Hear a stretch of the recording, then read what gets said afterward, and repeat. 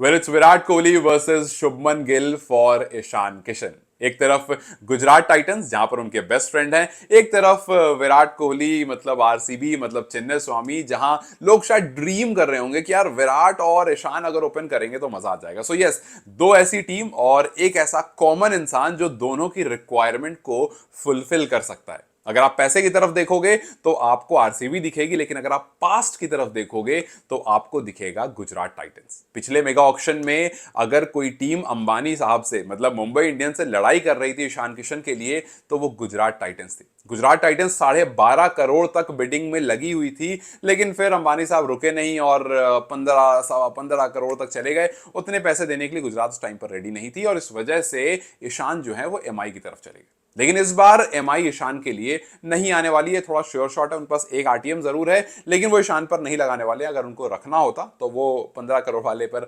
Already उनको रख लेते, लेकिन क्योंकि उतना ही प्राइस था उनका, रिटेन कर सकते थे वो अच्छे प्राइस पर, लेकिन उनको नहीं रखना है टेक्निकली ईशान किशन को। खैर, अगर आप ईशान के नंबर्स की तरफ देखोगे तो वो उतने बुरे नहीं है जितना बहुत लोगों ने बना रखा है। मतलब आप ईशान को 2020 में देखो, उन्होंने 500 से ज्यादा रन किए थे, अच्छा एवरेज था, अच्छा स्ट्राइक रेट था। आप 2021 देखोगे, वो एक खराब सीजन रहा था जहां पर रन नहीं आए थे, वरना 22 और 23 दोनों में 450 के आसपास रन वहां भी किए थे। और 2024 में जहां पर एमआई की हालत खराब थी, पूरी टीम में टूट फूट मची हुई थी और वो हार्दिक के पीछे पीछे जाने के चक्कर में मतलब उन्होंने अपना ये भी सीजन खैर खराब ही कर लिया था, लेकिन उनके पास वहां पर भी 350 के आसपास रन थे। हाँ, एवरेज उतना अच्छा नहीं था, लेकिन स्ट्राइक रेट लगभग 150 का था। तो नंबर्स ईशान के खराब नहीं है। ईशान वो खिलाड़ी है जो अगर आपको 12-14 मैच में से 8 मैच भी चल गया, मतलब 50% मैचेस भी चल गया, तो वो हर मैच आपकी टीम 200 क्रॉस कर सकती है। मतलब इट्स सिंपल, वो इंडिया का ट्रेविस हेड है, लेकिन कहीं ना कहीं उसको वो इज्जत अभी तक नहीं मिली है। एंड आई रियली होप के बहुत जल्दी इसको थोड़ा कोई टीम रियलाइज करे, और शायद गुजरात इसको रियलाइज कर चुकी है।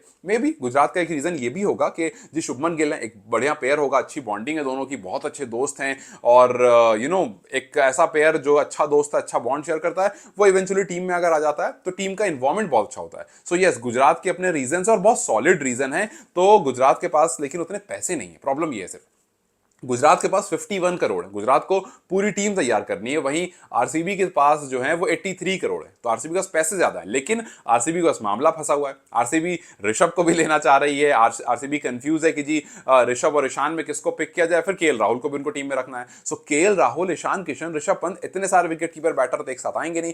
बहुत से बहुत आरसीबी के साथ ये हो सकता है कि वो केएल को फुल टाइम प्रॉपर बैटर खिलाएं और ईशान किशन या केएल राहुल को, ईशान किशन या फिर ऋषभ पंत को विकेट कीपर बैटर खिलाएं। लेकिन कहीं ना कहीं वो टीम फॉर्मेशन में थोड़ा सा इशू जरूर क्रिएट करेगा। And that is the only reason I am saying कि जो माइंड है ना, वो कैलकुलेशन के हिसाब से ये कह रहा है कि जी वो जीटी की तरफ ही जाएंगे। लेकिन एक बड़ा सा रोड़ा जमीन पर पड़ा है, वो है पंजाब किंग्स के नाम का, क्योंकि पंजाब किंग्स इस बार किसी को भी ले सकती है। उनके पास कुछ 110 करोड़ रुपए हैं। हालांकि वो अभी तक इंटरेस्ट में नहीं आए, अभी तक रिपोर्ट्स जो आई है उसमें इनफैक्ट सीएसके तक का नाम आया है कि सीएसके भी विकेट कीपर के रूप में एमएस धोनी के बाद अगर किसी को देखेगी तो वो ईशान किशन की तरफ मुड़ सकती है। ईशान धोनी एक ही जगह से आते हैं, सो रिपोर्ट्स में ये आया है, लेकिन पंजाब का कोई इंटरेस्ट नहीं आया। But you never know, Punjab की पूरी टीम खाली है, पूरा पैसा पड़ा है, सो पंजाब बिडिंग में आ सकती है। लेकिन एक सिर्फ फैक्टर है जहां पर वो जीटी के पास आ जाएंगे, इसके चांसेस बढ़ जाएंगे, और वो फैक्टर है कि ईशान किशन कितनी देर बाद बिडिंग में आते हैं। अगर आपको याद होगा तो आरसीबी जिस टाइम पर चहल को छोड़ चुकी थी और दोबारा से लेने का सोच रही थी, उस टाइम पर चहल काफी देर से आए थे। जब तक चहल आए थे आरसीबी ने अपने पैसे बाकी प्लेयर्स पर खर्च कर दिए थे, और फिर उसके बाद आरसीबी के पैसे बचे नहीं थे, तो उन्होंने चहल को फिर सोचा कि यार अब इस पर कितने पैसे लगाऊं, दूसरी टीम उसको उनको लेकर चली गई। सो यस, अगर ईशान किशन का लिस्ट में नाम बाद में रहता है तो फिर ये हो सकता है कि ईशान किशन जो है वो जीटी की तरफ चले जाएं, अगर जीटी प्री प्लान्ड आती है कि भैया हमें ईशान के लिए 15-20 करोड़ रुपए बचा कर रखने हैं। बट आउट ऑफ 51 15-20 करोड़ एक खिलाड़ी के लिए बचा कर रखना थोड़ी मुश्किल जरूर है। तो जीटी के लिए परेशानी होने वाली है। पिछली बार एमआई खाकर चली गई थी इनको, इस बार देखना पड़ेगा कि जी आरसीबी खाएगी या फिर पंजाब किंग्स, और या फिर ये जीटी में ही आ जाएंगे। अगर आप मेरे से पूछोगे as a proper cricket analyst, as a proper sports journalist जो बहुत टाइम से क्रिकेट को समझ रहा है, देख रहा है, ऑब्जर्व कर रहा है, तो मैं कहूंगा कि ईशान गुजरात टाइटंस में अच्छा फिट बैठते हैं, क्योंकि आरसीबी के अपने फड्डे हैं। आरसीबी के पास केएल राहुल भी चाहिए, उनको ऋषभ पंत भी चाहिए, तो उनके अपने इश्यूज चल रहे हैं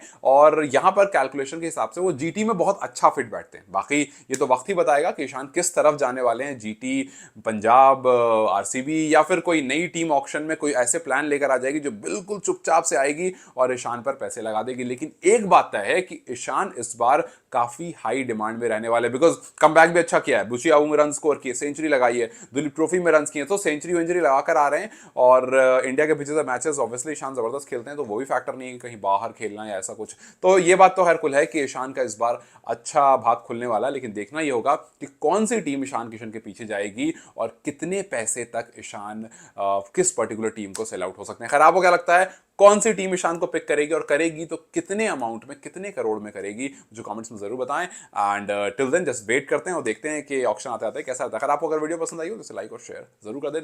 take care, I will see you soon, bye bye.